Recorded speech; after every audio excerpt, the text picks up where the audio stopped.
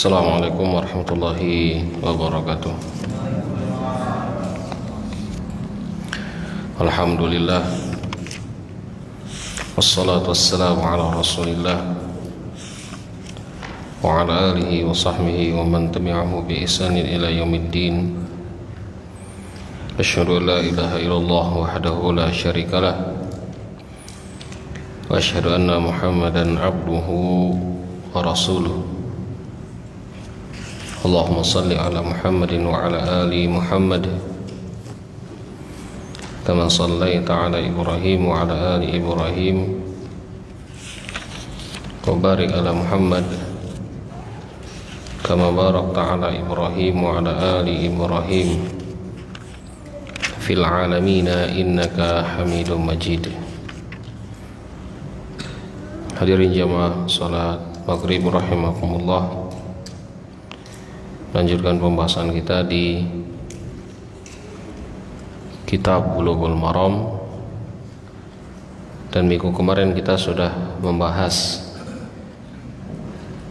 sifat haji Rasulullah SAW, mulai dari ihram sampai tahallul, menyelesaikan haji beliau. Dari hadis itu juga para ulama berbeda pendapat tentang menentukan rukun dan wajib haji, rukun haji dan juga wajib haji. Jumhur ulama menyatakan bahwasanya rukun haji adalah, yang pertama kali Rasulullah lakukan adalah ihram lil hajj, ihram untuk melakukan haji.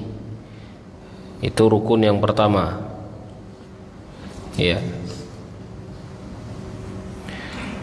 Kemudian yang kedua, wukuf di Arafah. Wukuf di Arafah. Dan kita sudah bahas bahwa dalam mazhab Asy-Syafi'i minimal dia berjalan di Arafah, melewati Arafah sudah disebut hukum wukuf. Itu dalam mazhab Imam Asy-Syafi'i. Dan itu yang sekarang digunakan orang-orang yang sedang sakit. Minimal dia masuk di Arafah, kemudian dia berangkat lagi. Nah itu, ya. Setelah wukuf di Arafah, rukun selanjutnya adalah tawaf. Tawaf ifadah. Tawaf ifadah disebut ifadah dikarenakan dia rukun di dalam haji.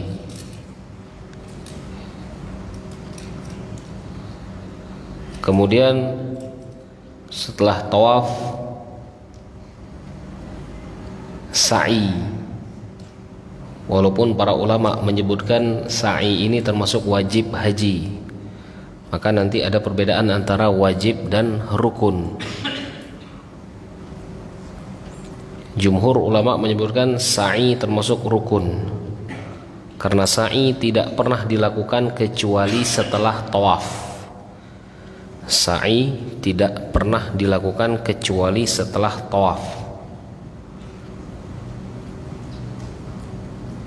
Wajib haji sekarang, wajib haji. Apa perbedaan rukun dengan wajib? Rukun ditinggalkan batal hajinya. Dak pacak diganti dengan kambing, ya. Dak bisa diganti dengan 1 ekor kambing. Tapi kalau wajib haji,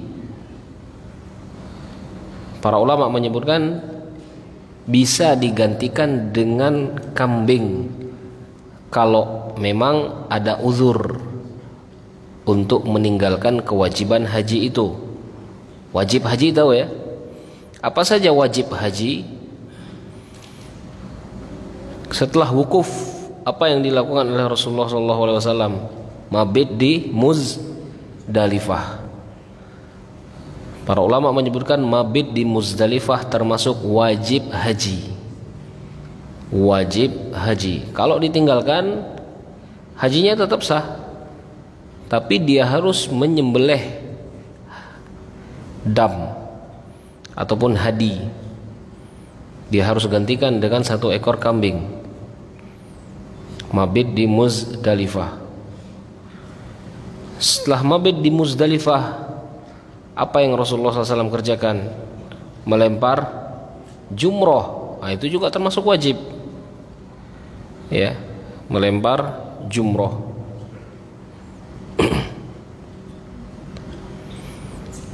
Setelah melempar jumroh, apa yang dilakukan? Melempar jumroh yang 3, mabit di Mina. Mabit di Mina. Karena jumroh itu di Mina. Ya, jumroh itu di Mina. Jadi jangan salah. Maka sebagian ulama menyebutkan mabit di Mina bagi yang mempunyai uzur boleh keluar dari Mina, tapi pas melempar jumrohnya mereka pasti ke Mina. Ya, pasti mereka itu ke Mina. Ya. Jadi seperti itu.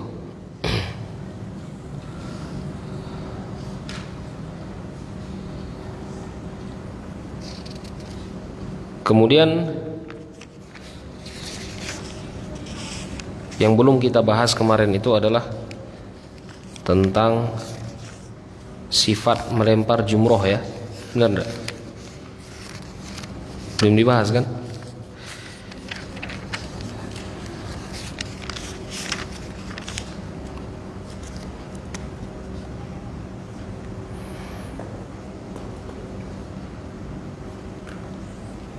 Kemarin kita menyebutkan bahwa Rasulullah SAW ketika dari Muzdalifah, ya, dari Muzdalifah tanggal berapa? Tanggal 10. Tanggal 10 itu berarti Idul Adha. Kita melakukan sholat Id, Rasulullah SAW masih berada di Muzdalifah. Kemudian setelah sholat subuh, Rasulullah SAW pergi menuju Jamrat Kubro, dilempar 1 Jamrat saja hari itu, tanggal 10. Ya, Rasulullah melempar Jamrat. Kemudian di sini faramaha bisab'i al-hasayat yukabbir ma'a kulli hasatin minha kullu hasatin mislul hasa al-khadf rama min batnil wadi thumma ansarafa ilal manhar fanahara summa raqiba Rasulullah SAW fa afadha ilal baiti fa shalla bi Makkah zuhra.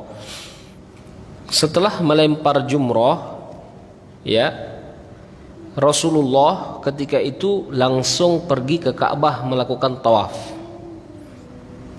Tapi tawaf ini boleh ditakhir. Ditakhirnya apa? Diundur. Boleh diundur. Kalau misalkan kita melihat orang-orang itu penuh, kita undur. Sampai kapan? Sampai habis bulan Zulhijjah, tidak masalah. Asalkan kita di Mekah. Nah itu, ya, sampai habis bulan Zulhijjah itu tidak masalah kita. Ya. Tapi kalau kita belum melakukan tawaf, jangan pernah menyentuh istri. Nah, tengok-tengok. Gitu loh.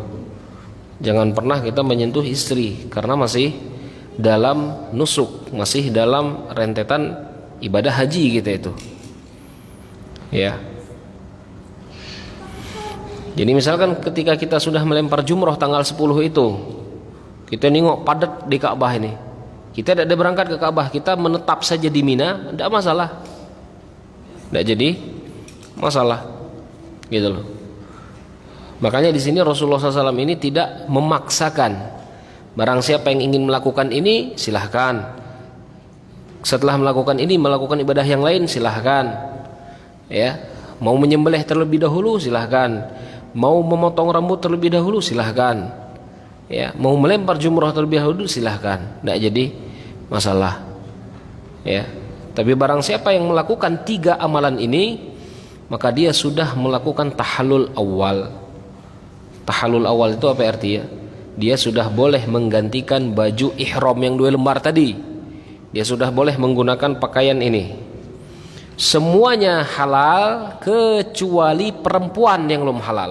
Nah, ini perempuan halalnya ketika tahallul kedua, gitu ya. Perempuan halal ketika tahallul kedua. Tahallul pertama perempuan tidak boleh. Tapi minyak wangi, peci, kemudian baju ini sudah boleh semua. Ya, berarti nanti kita melakukan tawaf menggunakan pakaian ini. Gitu loh. Kalau kita sudah melakukan tahallul yang pertama. Ya, kalau kita sudah melakukan tahallul yang pertama. Gitu loh. Kecuali perempuan.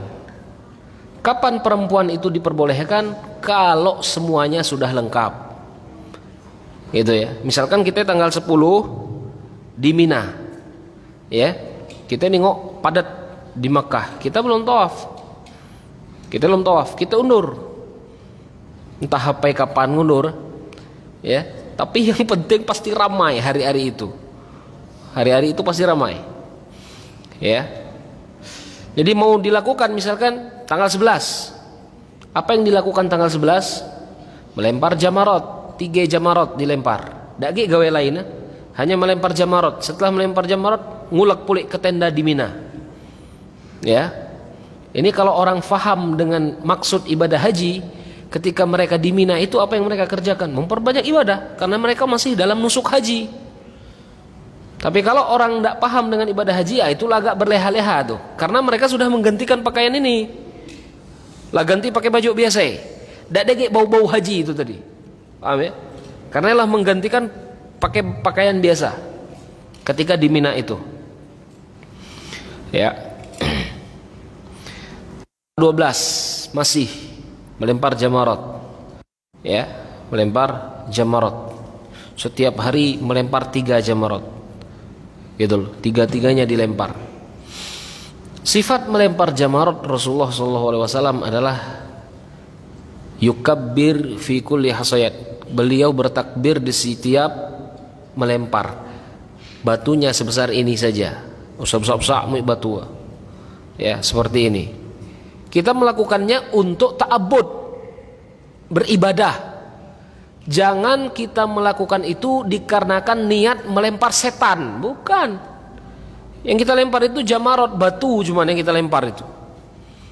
Makanya ibadah di dalam Islam itu ada yang mahdhah, ada yang ghairu mahdhah. Ada yang bisa diteliti hikmahnya apa, ada yang tidak bisa diteliti. Kalau ibadah yang tidak bisa diteliti, jangan nuwe gile neliti, langape pule dihorong ripat batu ini. Paham ya? Jangan pernah meneliti. Ketika Rasulullah melakukan, ya sudah lakukan saja. Itu loh. Ya. Kalau bisa dicari hikmahnya, baru cari hikmahnya. Tapi kalau tidak bisa untuk dicari hikmahnya, jangan. Ya, jangan sampai ketika kita tidak mendapatkan hikmah, kita tinggalkan ke ibadahnya. Nah, ini akidah yang salah. Salah dalam mengambil usul.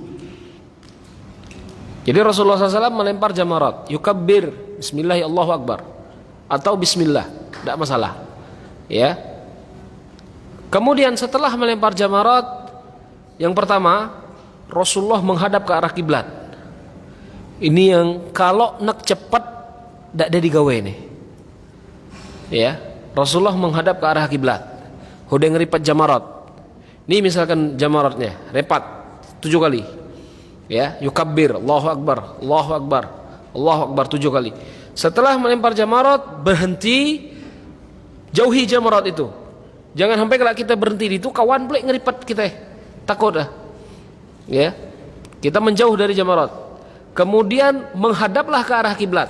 Tengok jam paling besar.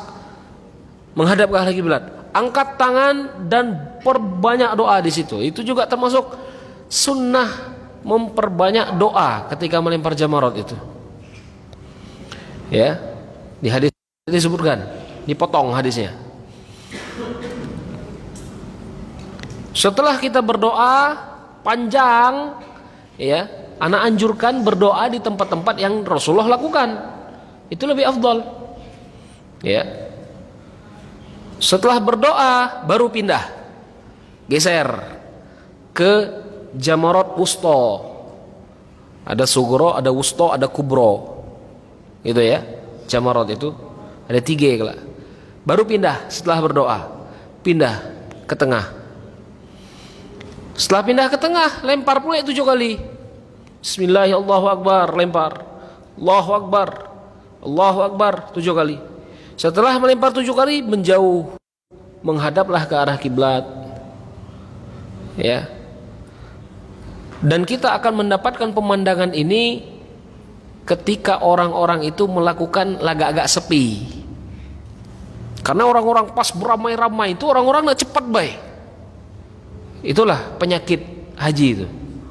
Penyakit orang pergi haji itu mereka terburu-buru, tapi fadilah ibadahnya tidak dapat. Hanya memang menggugurkan rukun. Paham ya? Makanya biasakan ibadah itu bukan hanya menggugurkan rukun, tapi dapat nilai keimanan di situ. Itu fungsi ibadah itu. Ketika kita beribadah, iman kita naik.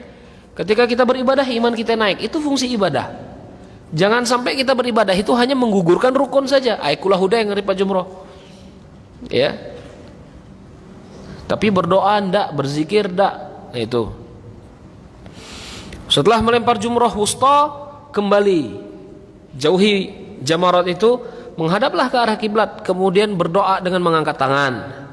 Makanya berdoa dengan mengangkat tangan itu hadisnya mutawatir.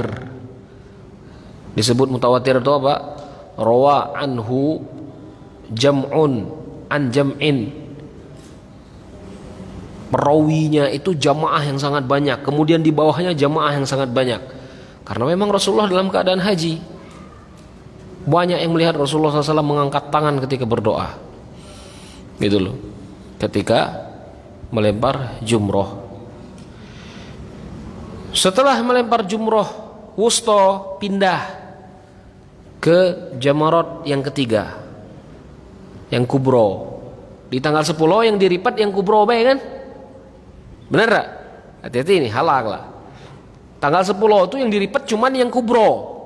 Tanggal 11, 12 tiga-tiga ya diripat baik. Ya.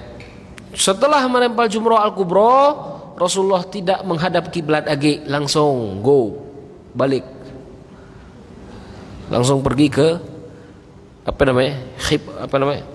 khaymah, tendanya. Pergi ke tenda mabit ketika itu. Jadi setelah melempar jumroh yang ketiga, Rasulullah tidak mengangkat tangan lagi. Rasulullah mengangkat tangan berdoa setelah jumroh pertama dan jumroh yang kedua. Setelah yang ketiga, Rasulullah langsung berangkat. Ya, langsung berangkat. Pergi ke tendanya. 11-12. Kalau tanggal 12 sebelum maghrib kita belum keluar dari Mina, berarti kita harus ngelempar jumroh pulih tanggal 13. Ya. Ini yang disebut dengan nafar awal, nafar tsani. Nafar awal itu artinya ingin meninggalkan kota Mina sebelum tanggal 13. Yang ngambil nafar tsani meninggalkan kota Mina setelah tanggal 13.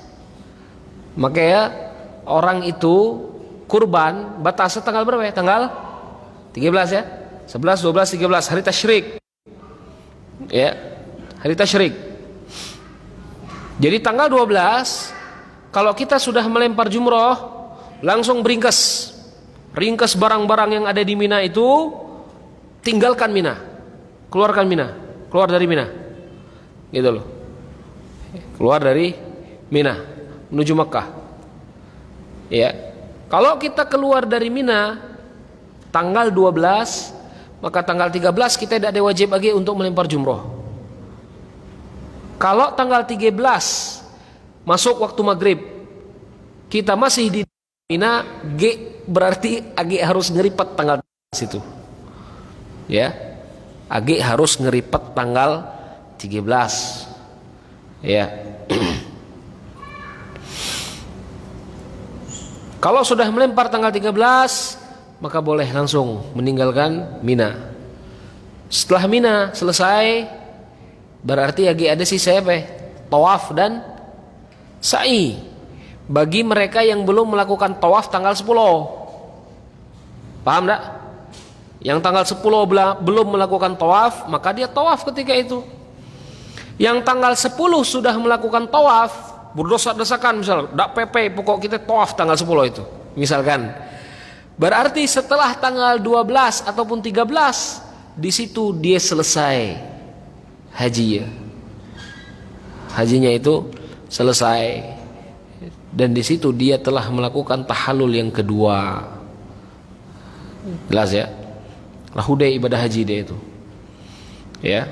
Tinggal sisa nanti ketika dia ingin meninggalkan kota Makkah, dia melakukan tawaf wada.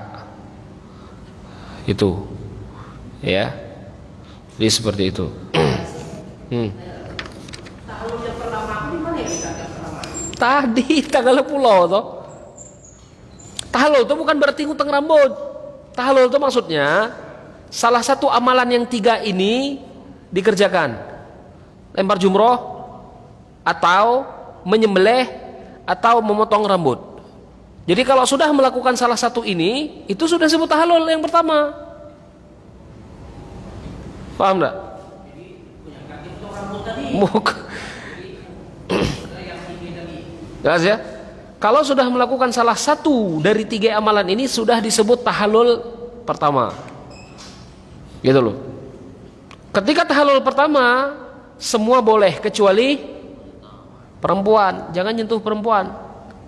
Walaupun kita lah pakai baju biasa. Ya. Kalau sudah tahallul kedua, agak salah. Ya. Perempuan pun tidak jadi masalah. Nak mencari barokah di kota Mekah itu tidak jadi masalah. Ya, makanya kadang-kadang ada orang Arab itu ghurfah mubarak, kamar berkah kata dia. Itu tidak masalah. Kalau setelah tahallul yang kedua. Itu loh. Kapan tahallul kedua? Kalau semuanya sudah selesai. Kita itu tidak degik tanggungannya. Tawaf lah sudah, sa'i lah sudah, jamarat lah sudah. Kalau semuanya sudah, yang rukun dan wajib tadi sudah di checklist by semuanya, berarti sudah tahallul yang kedua itu. Ya, sudah tahallul yang kedua. Selesai, arti ya ibadah hajinya sudah selesai. Ya.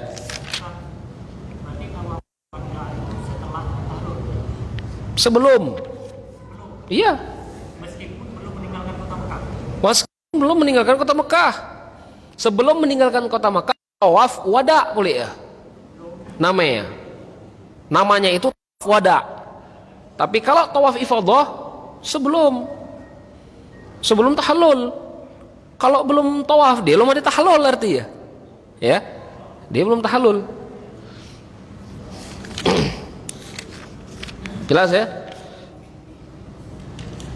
Terus kita langsung lanjutkan hadisnya.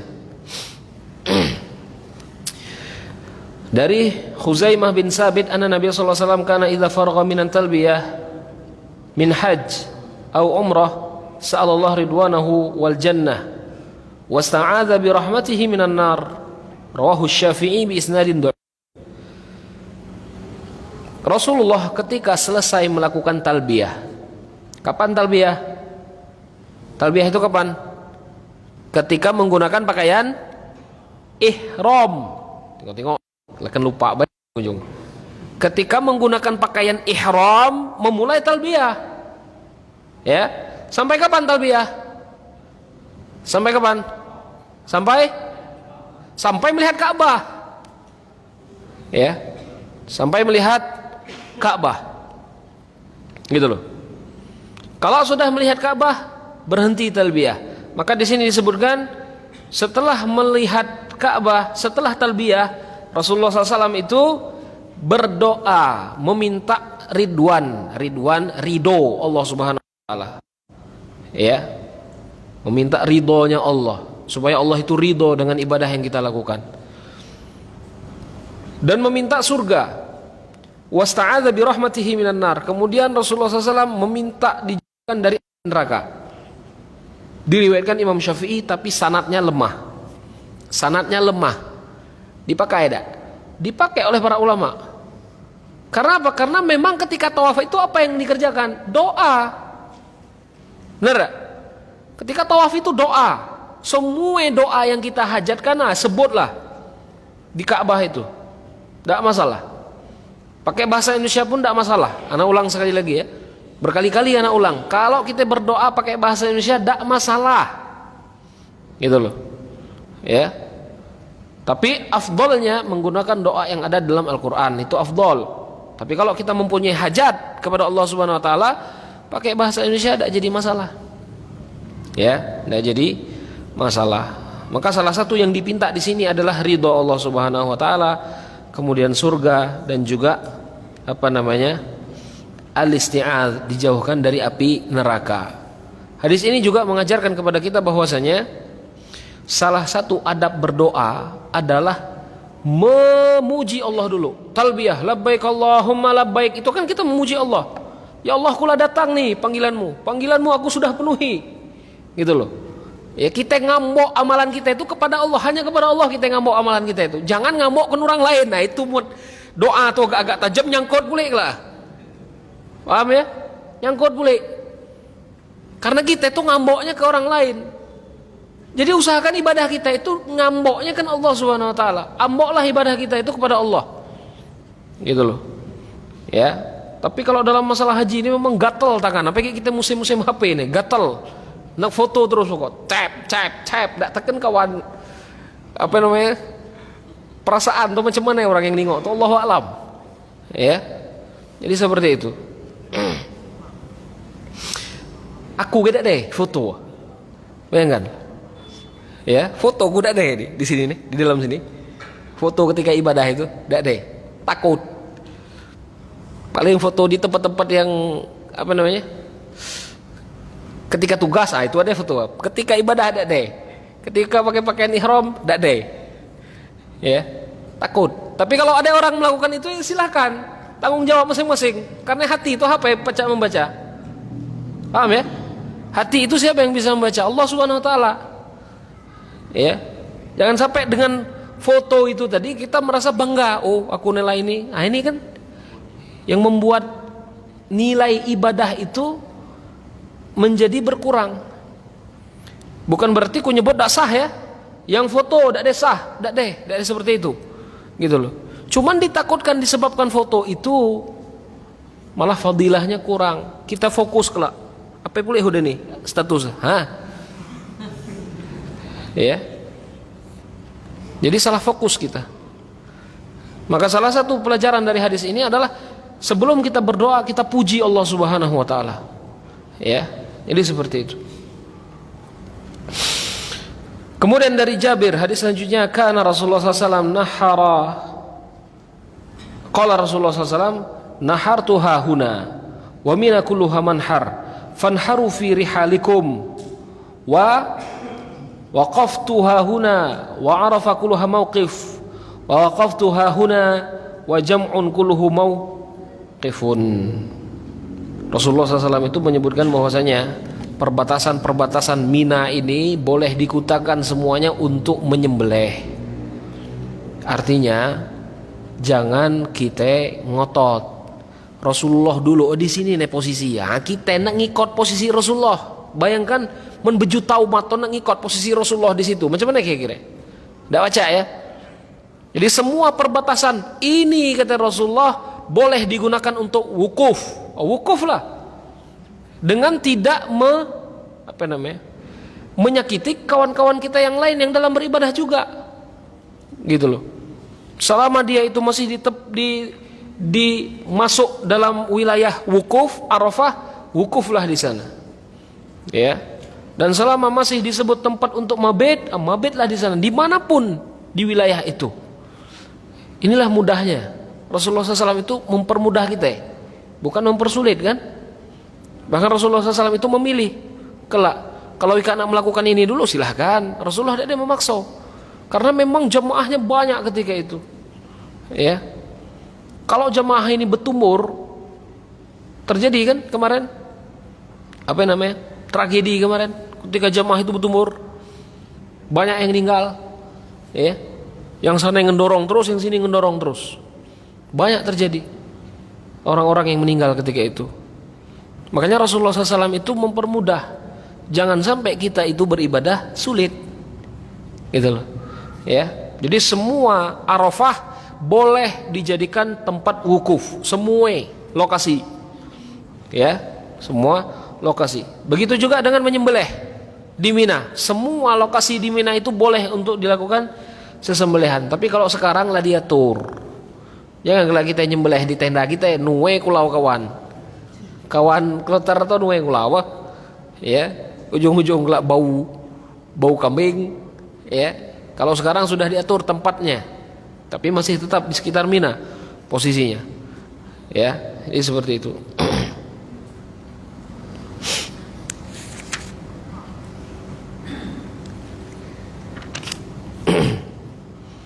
Terus hadis selanjutnya, anna Nabi sallallahu alaihi wasallam, dari Aisyah, beliau berkata, Rasulullah SAW jaa ilal Makkah wa dakhala min a'laha wa kharaja min asfaliha. Ketika Rasulullah SAW masuk kota Makkah, ini masuk pertama kali kota Makkah ketika itu Fathul Makkah. Rasulullah masuk dari atasnya. Dari atas itu dari wilayah Ma'la. Tahu tak kuburan Ma'la? Tahu ya? Dari Ma'la itu masuk ke. Ya. Kemudian keluar kota Mekah, Rasulullah mengambil dari bawahnya. Dari bawah itu jalur Masjid Aisyah. Itulah jalur bawah. Jadi Rasulullah masuk dari sana, kemudian keluar dari bawah. Ya. Kenapa disebutkan seperti ini? Barang siapa yang mampu untuk melakukannya, dilakukan istihbaban sebagai hukum mustahab. Ya, tapi jangan ngotot kalau kita diantar supir lewat dari bawah, jangan ngotot, tidak ada jadi masalah. Ya, tidak jadi masalah. Bahkan di sini para ulama menyebutkan ikhtalafa fi ma'na alladzi li ajlihi khalafa an-nabiy sallallahu alaihi wasallam bainat thariq. Kenapa Rasulullah SAW itu membedakan antara masuk dan keluar Makkah? Masuk lewat atas, keluar lewat bawah. Kenapa? Wakila litabarruk bihi kullaman fi tarafaihi. Rasulullah SAW itu ingin mengambil berkahnya kota Makkah. Jadi semuanya dimasukkan, dilewati dari atas, kemudian keluarnya dari bawah. Ya. Wakila li munasabatil ulu inna dukhul lama fihi minat ta'zimul makan. Para ulama menyebutkan kenapa Rasulullah masuk dari atas. Atas itu menunjukkan tingginya derajat tempat itu. Makkah itu tempat yang paling agung di dunia. Makanya Rasulullah SAW itu memberikan isyarat masuk lewat atas. Nah, tengok para ulama itu. Para ulama itu mentafsirkan perbuatan Rasulullah. Dicari apa yang maksud Rasulullah melakukan ini. Walaupun Rasulullah sendiri tidak pernah menjelaskan, gitu loh. Mereka berusaha untuk mencari apa alasan Rasulullah SAW itu melakukan itu. Tapi ada orang yang tidak pernah memikirkan itu, seperti Ibnu Umar. Tempat kencing Rasulullah pun dikencinginya, tidak dimikir-mikir. Pokok Rasulullah pernah kencing di sini, ini kencinginya dia. Tapi jangan ngotor kelak zaman kita sekarang ini, bahaya. Kayak tengok ukan GWC di zaman sekarang, kita ada kencing di situ boleh, kan kena polisi laskar ujung-ujung. Ya. Dia seperti itu. Kemudian wakila li anna Ibrahim dakhala minha. Kemudian para ulama mengatakan dikarenakan Nabi Ibrahim itu ketika masuk kota Makkah seperti itu. Masuknya lewat atas, keluarnya lewat bawah. Intinya barang siapa yang mampu melakukannya dilakukan. Ya, tapi kalau kita hanya ngikut, ya dari masuk ke gawel, ya dari mana masuk pun tidak jadi masalah. Hadis selanjutnya wa Ibnu Umar radhiyallahu anhuma annahu kana la yuqaddimul Makkah ila bata bi Dhituwa hatta yusbih wa yaqtasil wa yadhkuru dzalika 'an Nabi sallallahu alaihi wasallam. Rasulullah SAW juga sebelum masuk kota Makkah beliau mabit dulu di Dhituwa. Dhituwa yu'raf bi Abar Zahir atau Masjid Aisyah itu. Beliau berhenti dulu di situ, mabit dulu di situ. Setelah mabit, beliau sholat subuh. Setelah sholat subuh, beliau mandi, baru beliau masuk kota Makkah.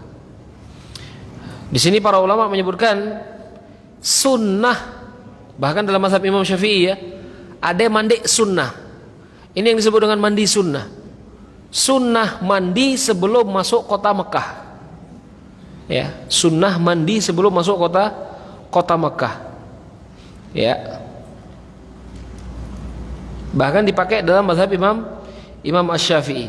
Wa qala Ibnul Munzir al-ightisal inda dukhulil Makkah mustahab indal jami'il ulama. Bahkan Imam Ibnu Munzir menyebutkan ijma', kesepakatan para ulama bahwa kalau masuk kota Makkah itu disunnahkan untuk mandi. Tapi kalaupun tidak ada mandi tidak masalah, sunnah bae ini. Ya, mentengah musim dingin misal kita umroh, atau tahu ngepel tidak tahu mandi. Ya, jadi seperti itu.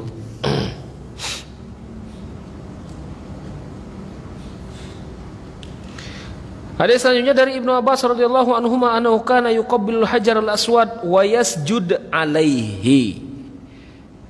Dari Abbas, Rasulullah SAW pernah mencium hajar aswad wa yasjud dan sujud di atasnya. Rawahu Hakim marfu' wal Baihaqi mauquf. Imam Hakim meriwayatkannya langsung dari Rasulullah, tapi Imam Baihaqi nyebut hadis ini mauquf dari Ibnu Abbas. Ya. Para ulama menyebutkan hadis ini hadis dhaif. Makanya sujud di atas hajar aswad. Paham enggak maksud sujud itu? Kalau mencium itu hanya dengan kecupan, mencium hajar aswad, tapi sujud itu seperti kita sujud di atas ini nih. Di atas lantai, artinya keneng, hidung kena di atas hajar aswad itu ya, dikenaikan, kenengkan hidung nih ditimpel ke hajar aswad itu maksud sujud di sini ya. Imam Malik menyebutkan qala Malik anna sujud alal hajar aswad bid'atun, boleh ya, kata Imam Malik, narok kenengkan wajah ini, hidung ini di atas hajar aswad bid'ah, kata Imam Malik. Artinya apa? Hadis yang tadi itu lemah. Yang mahfuz, yang diriwayatkan banyak dari para sahabat itu adalah mencium. Menciumnya dengan kecupan. Ya, mencium dengan kecupan. Dan mencium hajar aswad mustahab, sunnah bagi mereka yang mampu. Ya, bagi mereka yang mampu.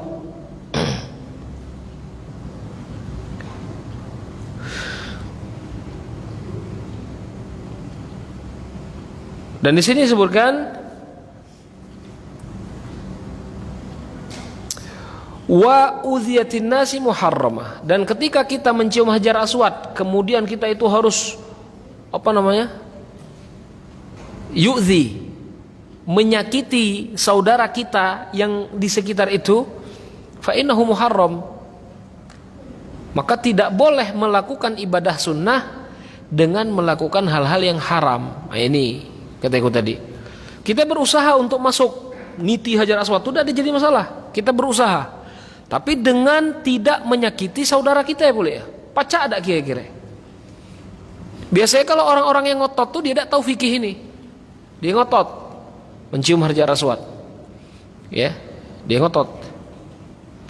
Tapi kalau dia tahu, maka dia berusaha dengan tidak menyakiti orang lain. Dia berusaha walaupun dia tuh rapat macam ini. Ya. Jadi seperti itu. Tidak masalah berusaha untuk melakukan itu, karena kita berusaha melakukan sunnah Rasulullah. Kita berusaha mengikuti apa yang dilakukan Rasulullah SAW dengan tidak menyakiti kawan saudara kita yang ingin melakukan itu juga. Makanya harus sabar dalam ibadah ini. Tidak boleh ibadah itu terburu-buru, ya, terburu-buru.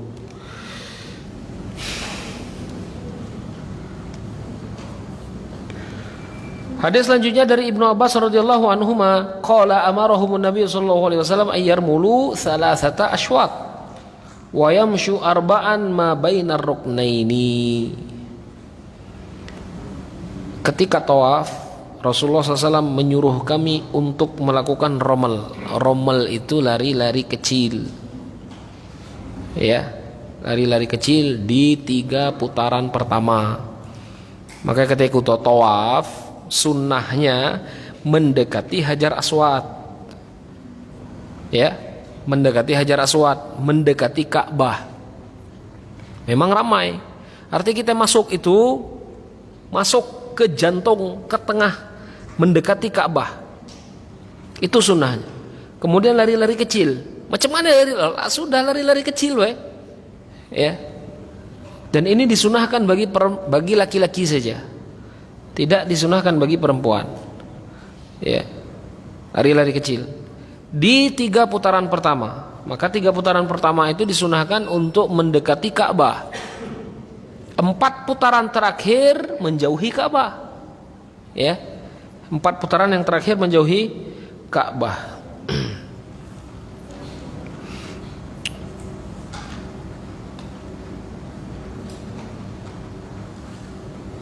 Wa ayyamshu arba'an ma bainar ruknain.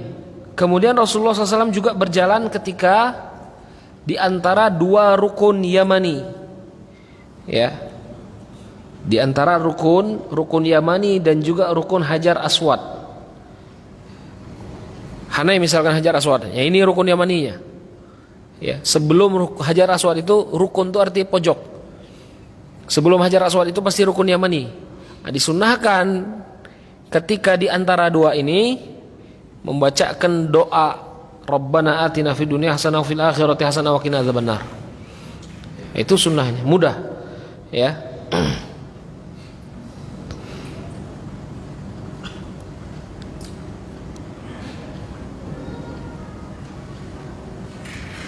Hadis selanjutnya dari Ibnu Umar radhiyallahu anhuma.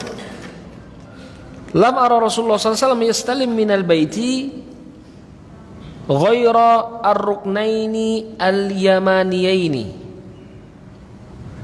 Rasulullah SAW itu ketika mencium Ka'bah, ya, dia tidak pernah melihat kecuali Hajar Aswad dan rukun Yamani.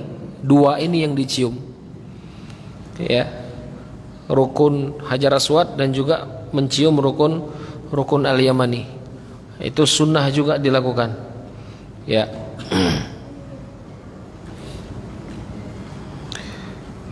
Qala Abu Talib ajma'al a'immatil ansar wal fuqaha ala annahu la yustalam illa ruknain al-yamaniyaini. Jadi sunnahnya mencium, kalau ingin mencium itu hanya di sini dan di sana, ya. Tapi ada orang itu mencium Ka'bah hanya niatnya mencium apa bau Ka'bah ini. Ada yang macam itu. Ada orang itu mencium Ka'bah niat dalam hati dia nyari barokah batu Ka'bah tuh. Ada juga yang macam itu, ya. Artinya ada kan keyakinan diusap-usap lo, kalau ditimpel ke muka HP tekan, kalau udah nimpel itu jerawat hilang bae, misalkan. Nah ini keyakinan yang tidak ada dasar, paham ya? Tidak ada dasarnya ini. Kalaupun kita ingin mencium, yang disunahkan adalah ini dan sana, Hajar Aswad dan juga rukun Yamani, ya, Hajar Aswad dan juga rukun Yamani. Selain itu tidak disunahkan. Tapi kalau misalkan niat kita itu hanya untuk karena di sini nenuwe penuh, kita enak mencium Ka'bah itu, apa bau Ka'bah ini? Ataupun misalkan kita migang bentuk Ka'bah, tidak jadi masalah. Ya. Tapi ini nilainya bukan ibadah, paham ya? Tidak ada nilai ibadahnya, cuman memang sekedar migang, bae. Ataupun tidak diiringi dengan keyakinan, aku nak migang lu. Katakan udah migang ini kelak dapat judo misalkan. Tidak diiringi dengan keyakinan-keyakinan yang tidak berdasar. Ya. Jadi seperti itu. Bahkan Umar bin Khattab pernah menyebutkan ya, ketika beliau ingin mencium Hajar Aswad, hadis selanjutnya, inilah a'lam annaka hajarun la tadur wa la tanfa. Aku mengetahui bahwasanya engkau ini hanya batu, Hajar Aswad. Ya. Engkau ini tidak bisa memberikan mudarat kepadaku dan juga tidak bisa memberikan manfaat. Manfaat itu apa? Yang macam tadi, kesehatan. Batu tidak bisa memberikan manfaat kesehatan. Gitu loh. Ya.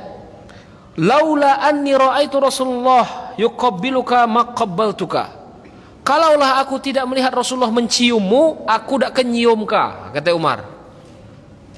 Artinya Rasulullah mencium, maka itu aku mencium, tapi keyakinanku engkau hanyalah tetap batu, tidak ada memberikan manfaat. Sama dengan kita itu menghadap ke arah kiblat. Apakah kita sedang menyembah batu? Tidak, kita sedang mengikuti perintah. Kita sedang tawaf. Ngapain kita tawaf? Kita melakukan perintah. Bukan kita sedang menyembah batu, bukan. Ya, kita hanya sedang melakukan perintah. Ya. Jadi seperti itu. Allahu a'lam. Insyaallah kita lanjut di majelis yang lain. Ya. Kita tutup dengan kafaratul majlis. Subhanakallahumma bihamdika asyhadu an la ilaha illa anta astaghfiruka wa atubu ilaik. Assalamualaikum warahmatullahi wabarakatuh.